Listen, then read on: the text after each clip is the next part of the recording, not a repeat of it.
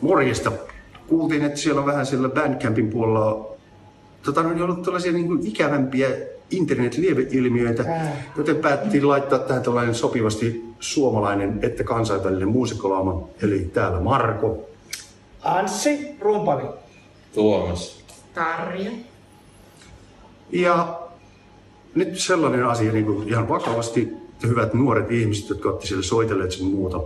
No, internet-trollaajat. Ne on yleensä sellaisia ihmisiä, jotka ei itse osaa tai treenaa mitään, mutta niiden pitää päteä laittamalla muita alas. Niitä ei pidä kuunnella, eikä niihin pidä uskoa. Pitää uskoa itseensä. Pitää uskoa siihen, mitä omilla käsillä ja äänillä ja tehdään ja muuta tolleen noin. Ei mekään oltu seppiä syntyessä. Eikö? Ei. Ykäneen. Niin, no Anssi on. Ei me ole.